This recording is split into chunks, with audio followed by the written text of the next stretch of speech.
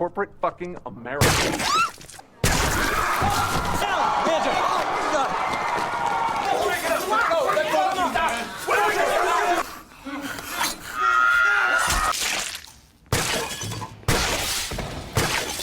一家福利待遇位列行业顶尖的公司，忽然有一天，趁着员工上班，用金属板封锁了整栋大楼，连窗户都给堵上了。楼里的员工要想活着出去，只能化身杀人魔投入同事，被迫参与这场毫无人性的大逃杀游戏。大家好，我是电影小雅，今天带你们看一部惊悚血腥爽片《贝尔科实验》。故事发生在哥伦比亚的波哥大城市。这天清晨，马路上人来人往，各自忙碌。男主麦克坐在车里给同事打电话，一个兜售玉米人的摊贩敲他车窗，问他要不要买一个，好似生活和往常一样平凡。殊不知，在公司大楼前，一群荷枪实弹的人代替保安，对每个进入大楼的员工进行检查。连首席运营官巴里都被拦在外面。巴里一头雾水质问对方，却被强硬要求交出证件，还得打开后备箱供人查看。检查没通过的员工会被要求回家休息。不过这一处安检调动没有引来员工抗议，毕竟公司贝尔科拥有独栋大楼，薪水福利行业顶尖，不用加班，工作轻松，入职送房送车，当然也包送终。考虑到公司每年会有人被绑架，为了员工的生命安全，公司还会无偿在员工脑中植入追踪器，危急时刻追踪器可比报警电话好用多了。这样的公司世间难有。员工对没有提前通知的安排自然没有怨言，但公司内部的氛围大同小异，存在职场骚扰欺负新员工的情况。被骚扰的人是员工阿莲，他不久前刚离婚，现在和麦克处成了男女朋友。无奈尽管公布了恋情，还是有个油腻男拿色眯眯的眼看阿莲。新员工则是刚入职的丹尼，他工位的椅子还没坐热，也没来得及找医生在大脑植入追踪器，主管就给他安排了一大堆破事儿。大家对这些都司空见惯了，只有男主麦克注意到了不对劲。今天来上班的人变少了，一问同事特里才知道，本地人在门口接受检查时全被撵回去了。新保安还征用了废弃的旧机棚。麦克打电话给安全部，让他们查一下征用原因。然而话还没说完，大楼的广播响了，里面传出个男人的声音，没有前提，直接说游戏规则，表示大楼里总共有80人，8小时后大部分人都会死，要想活下来必须完成任务。这第一个任务就是在半小时内不论方法杀死任意2名同事，如果时间一到，大楼里没有2具尸体，死的人会更多。很多人都没把这通广播当真，该做什么还做什么，但也有一部分人慌了，本想用电话联系外面，哪知道线路和信号都断了。麦克临危不乱，要求众人立即撤离大楼。可是他们还没抵达门口，突然一道金属板封住了出路，接着所有出口和玻璃都被金属板封住，整栋大楼除了从楼顶跳下去，再也没有逃生路径。1楼大厅汇聚了找说法的员工，逮着安全部的胖哥一顿逼问。胖哥表示他不知情，也是被关在大楼的受害人啊。只有麦克尚算理智，跟维修工德叔打商量，你看我们用焊枪凿个出口行吗？德叔说有点难办，金属板材质不一般，连厚度都不知道，大楼还给他围个水泄不通，不一定能凿穿。其实只要在墙上凿个洞就行了。从外面看整栋楼，在窗户和楼顶之间有一部分墙体是没被金属板包围的，但导演为了绝境求生游戏，这一点小 bug 就忽略不计了。同时保持理智的还有身为 COO 的巴里，他安抚躁动的人群，声称事后一定会给大家一个交代。现在这种情况可能黑客恶作剧侵入了公司的军事防护系统，毕竟贝尔科公司是非盈利的政府企业，专门为南非的美国公司雇佣工人。他的话如同定心丸，闹事的员工果然冷静了。德叔的焊枪没能击穿金属板，麦克那颗心还是悬着的。他不同意巴里的说法，从换新保安、征用旧机棚、大范围信号被屏蔽来看，他认为不是黑客恶作剧，而是公司在背后偷偷搞事。但他虽然认清事实，却没有更好的办法处理眼前困境。难道只能听信广播的话，杀死2个同事吗？这时有几个员工去了楼顶，打算向路过的人求助。可惜公司大楼建在荒郊野外，平常没什么车辆经过，门口守门的新保安对他们也不理不睬。瘾君子马迪劝他们别做无用功，当初和公司签的合同里就有一条可以任意处理员工的规定，所以马迪认为这种突发事件是公司在给员工做心理测试。原来他故作轻松说了半天，也是抱有侥幸心理。然而事实很快教他做人，旁边的女员工脑袋忽然炸了，溅了他一脸的血。同时大楼里也有多起身亡事件，一时间人心惶惶，四处逃窜。巴里强装镇定检查尸体，发现他们不是被枪杀的，而是脑袋从内部爆炸的。这说明炸弹就埋在员工大脑里，是谁神不知鬼不觉埋了小型炸弹呢？麦克也一下子想到了公司给他们植入的追踪器，连忙去厨房拿刀钻进厕所，照着镜子忍痛割裂后颈皮，试图把脑内的追踪器取出来。结果广播里立刻传来警告，麦克10秒内不停下动作，他脑内的炸弹也会引爆。麦克尝试无果，只好放弃。阿莲赶紧给人处理伤口，之后员工在卫生间找到3个摄像头，这才意识到他们被监控了。不过巴里已经心生一计，他找到安全部的胖哥，让他交出武器库钥匙。胖哥说：“你别打歪心思。”但广播那边的人可没胖哥这样正义，声称再次拆除摄像头或尝试取追踪器就会立即引爆炸弹。接着发布了第2个任务，要他们用2小时杀死30个人，如果死的人数不足30，就会有60人爆炸身亡。同事间的杀戮就此开始了，纷纷跑厨房取餐具当武器。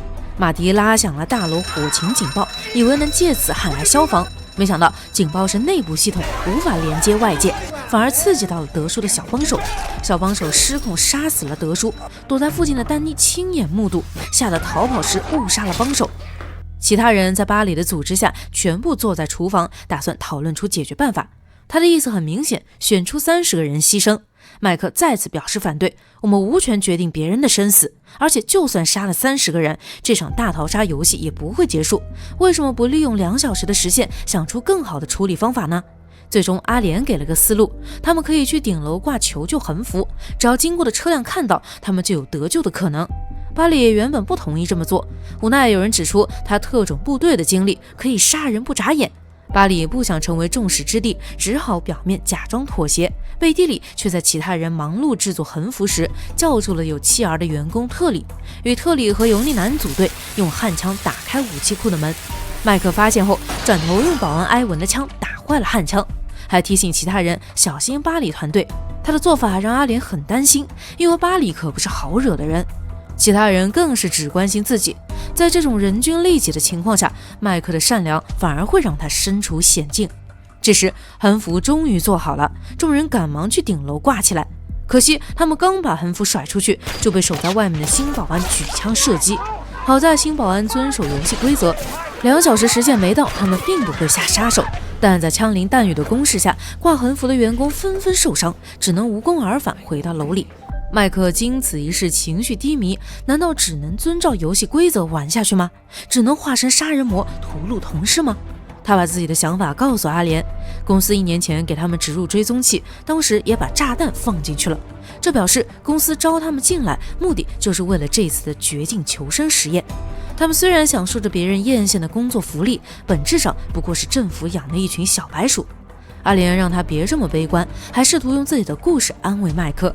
岂料巴里那群人躲在旁边，趁机打晕麦克，捅死保安埃文。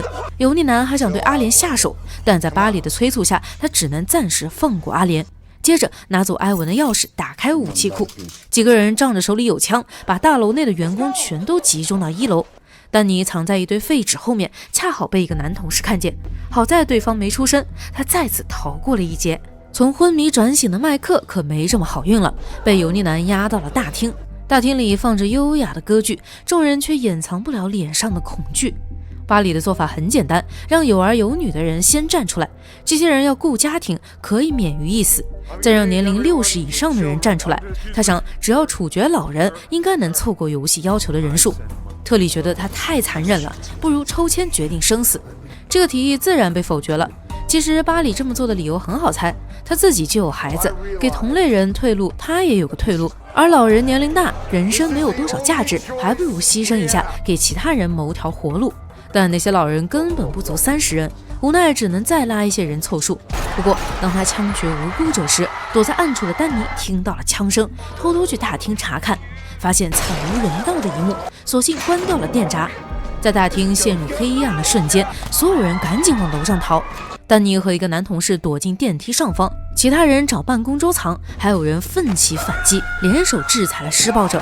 但他们手里毕竟没有枪，巴里和他的团伙仍然在大杀四方。因为数不清人数，决定杀的人越多越好。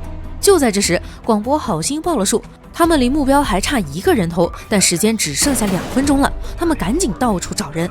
这时候，阿莲耍了个小心眼，将自己的高跟鞋脱下来，鞋头朝着门口，一旦有人进来就会走过去，而他便能躲在后面偷袭。这位走进来的杀人魔就是特里，他被阿莲反将一军，连忙求饶。阿莲没有下杀手的打算。然而2小时时限到了，此起彼伏的爆炸声在大楼响起，特里也在爆炸中丧命。至此，一共死亡64人，大楼仅剩16人存活了。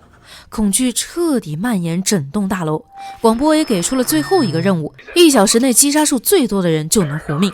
现在领先的自然是巴里，毕竟之前的枪决是他开的枪，油腻男刚好排在第2，索性更加张狂的砍人。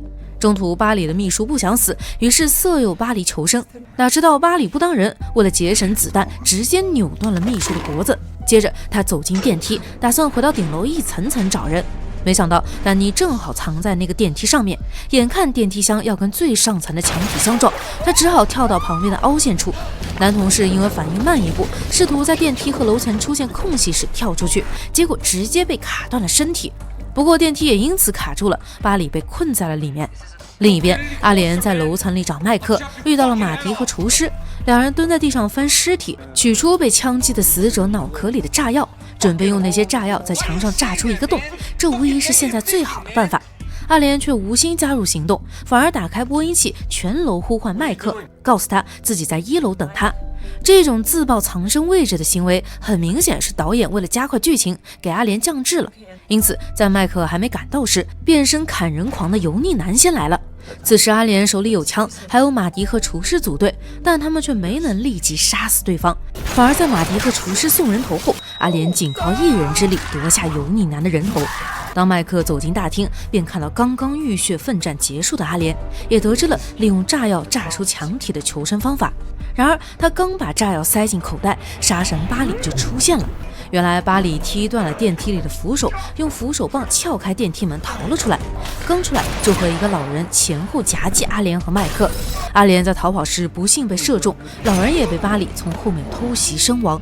另一边，丹尼千辛万苦从电梯洞跳到下一个电梯，刚打开电梯门就被徘徊在电梯前的巴里爆头。谁能想到丹尼运气那么好，最后却如此匆忙的下线了呢？麦克趁乱拖走阿莲，躲进了员工衣柜。可惜阿莲失血过多，没说几句话就咽气了。现在整栋大楼只有巴里和麦克2个活人。麦克愤怒之下冲了出去，趁巴里没防备，抓住人就是一顿暴揍。他本来不是巴里的对手，然而巴里临阵对敌太依赖手枪了，反观麦克没什么忌讳，手边有什么都能拿来砸人。最后用胶带切割器结束了巴里的性命，他也成了这场游戏的胜者，可以走出大楼活下去了。但事情没有到此结束，2个新保安拖住了他，将他带到大楼对面的救急棚里。麦克终于看到了始作俑者以及对方身后的监控屏和引爆开关，他抓住对方的衣领，怒声质问为什么，对方却没有给出答案，反而架起摄像机，声称麦克还得回答几个问题。这些幕后操纵者其实隶属于国际组织，他们被允许通过极端手段研究人类的行为，麦克和他的同事们就是一项实验的研究对象。现在实验结束了，数据也收集了，他们还需要知道麦克此刻的情绪。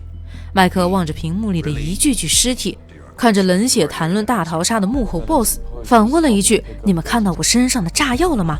原来麦克刚刚是有意和他们身体接触，为的就是将炸药塞进他们口袋。不等他们反应过来，麦克冲到控制台前，拨动了所有引爆开关，随即抢走一把枪，将幕后 boss 射成了马蜂窝。拖着疲累的身体和满身鲜血，他推开救急棚的门，走到了瑰丽的晚霞之下。然而镜头一转，他的身影又出现在监控中，同时出现的还有更多与他同样取得胜利的人。冷冰冰的机械女声响起，第1阶段结束，第2阶段开始。电影贝尔科实验的剧情到这里也就结束了。整部片子没有多少弯弯绕绕的情感伦理戏，可以说是单纯的血浆爽片。除了一开始剧情铺垫阶段，后面全是毫不含糊的大逃杀戏码。结尾处理的还很巧妙，只用几个监控镜头扩充了影片世界观，还不会让观众觉得突兀。当然也存在几个智商下降的小 bug， 对于爽片来说完全可以忽略不计。